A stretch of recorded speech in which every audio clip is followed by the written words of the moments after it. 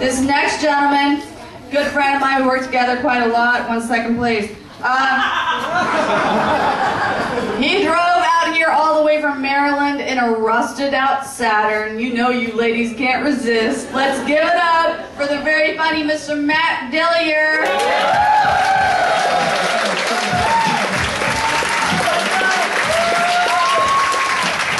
How we doing, Icehouse?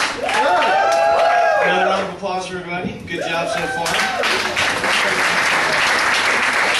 My apologies in advance to anybody who goes blind from the lights bouncing off my head.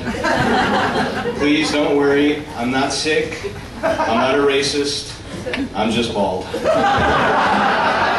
That whole it skips every other generation thing, that's a bunch of crap. I do take solace from the Bible though, where it says God counts the hairs on your head.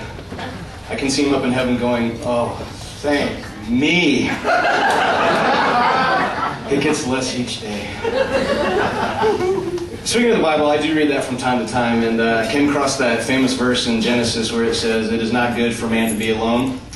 Now, I have this theory that I've yet to prove, but I think in the original Hebrew, there's a second half to that verse that has been lost throughout the ages. I think it originally went, it is not good for man to be alone because he's going to hurt himself. Now, before you cry blasphemy and light the bonfire, just hear me out. Guys, no matter how old you are, whenever you're about to do something really funny, but really stupid, who's the first person to stop you? A woman, right? Yeah. I don't know about most people, but for me, between God, my mother, and my imaginary girlfriend, I can't get away with anything.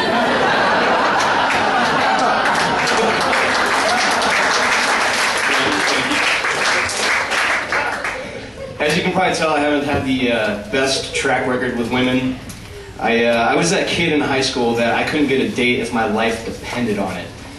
The one date that I did have was just everything that you could hope for and dream.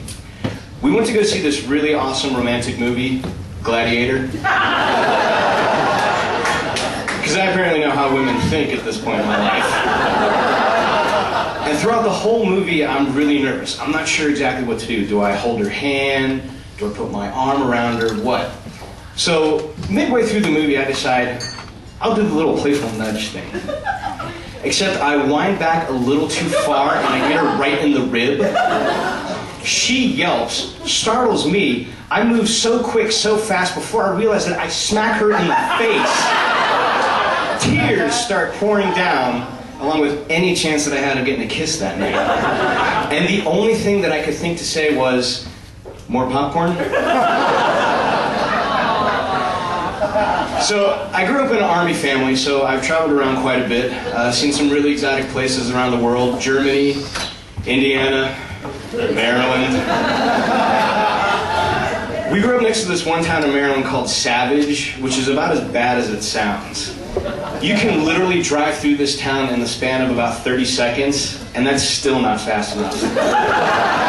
There are 2 stop signs, one at Main Street, the other at Why Am I Still Here After 20 Years Boulevard. The one restaurant in town is like the nightmare version of Billy Joel's The Piano Man meets Cheers, where unfortunately people do know your name. So since I grew up in an army family, I followed my parents' footsteps and I joined the Air Force. But I have the worst timing in the world. I joined August of 2001. Yeah.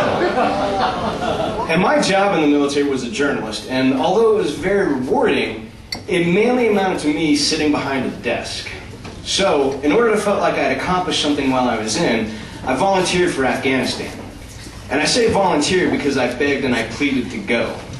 I'm one of those crazy guys. So I get my wish to serve my country, get this, by sitting behind another desk and going on the occasional beer run. The only way I'd get a Purple Heart is if I fell out of my chair or tripped on a beer run.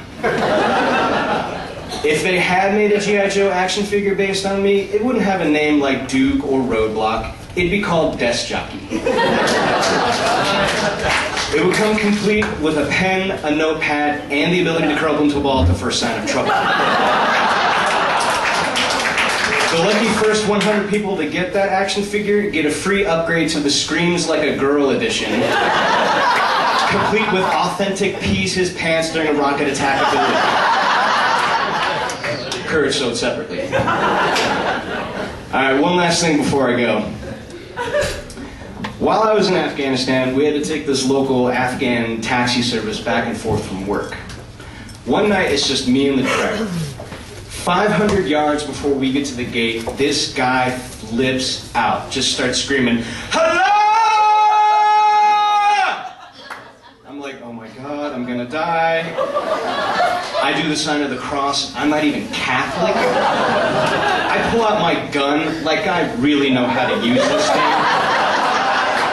I'm looking around, I look at him, and I say, "What is going on, man?" He turns to me and says, "This is my favorite song!"